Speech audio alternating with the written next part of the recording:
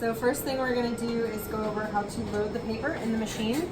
So you'll just come to the machine, and we want to use the bottom trays here. So this is tray 3 and tray 4.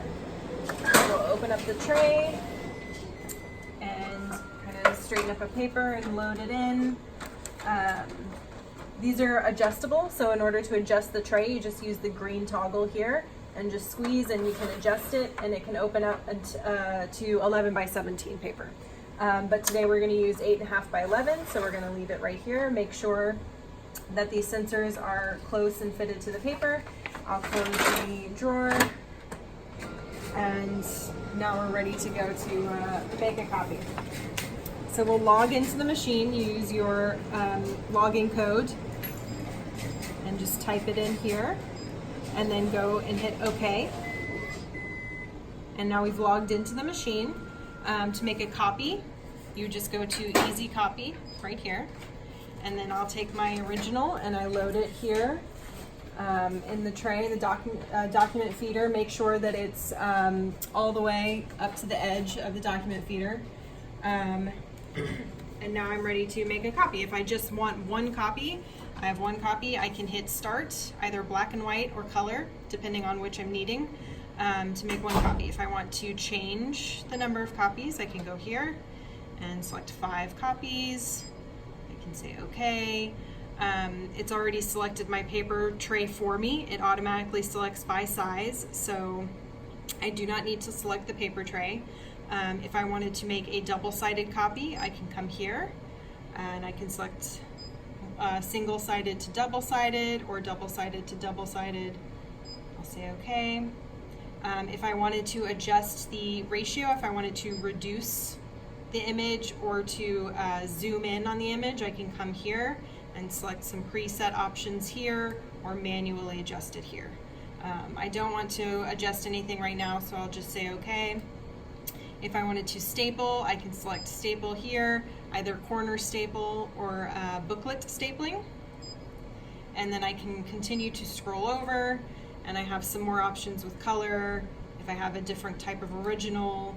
The last 2 options you probably won't need to use very often. Exposure, it automatically adjusts for that, so you really won't have to adjust that.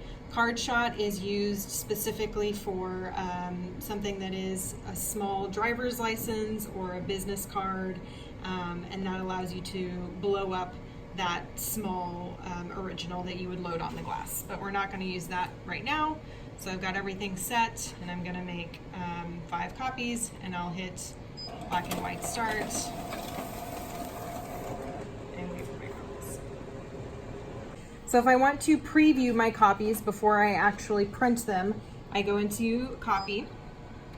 I have my document loaded, ready to make a copy. I can go in and select any of the options that I want to make, so I can tell it to do double-sided, tell it to staple, gives me option for the position of the stapling.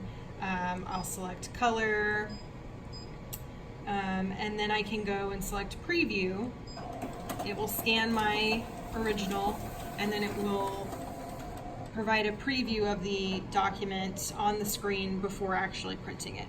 So it gives me a chance to double check it if there's any error, or if something was forgotten, say it was color, if I had color on the page and I meant to make it black and white.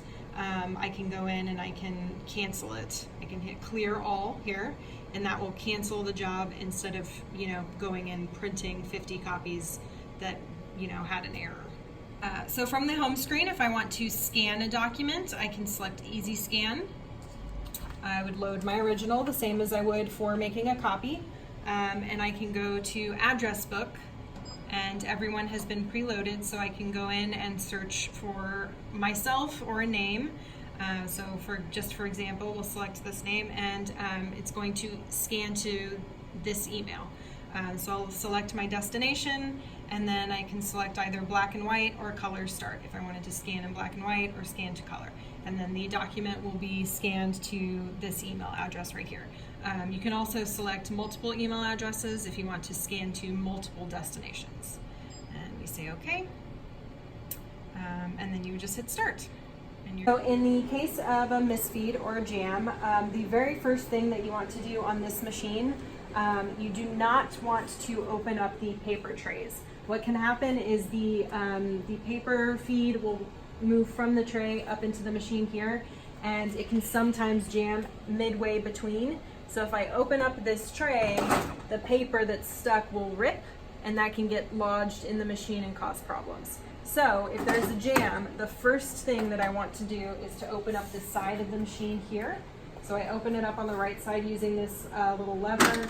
This pulls completely open, and I can really get in and access here. Everything that is green is to touch. That's to be used to clear the jams. So I can use the wheel here or here. You definitely want to be careful of this area where it says caution. This is the fuser, so this is where it gets a little bit hot. But I can kind of get in underneath and access that there. I can also open up the lower panel. Yeah, yes, right in here. And you'll see again, you have the green that allows me to pull open. There it goes, just stuck. Okay. So I can get in and access any paper that's stuck from the tray that's moving up into the machine. So from there, once I have cleared any jams in there, then I can move in to open the drawers, or possibly if something is stuck on the side over here by the finisher, this opens up as well.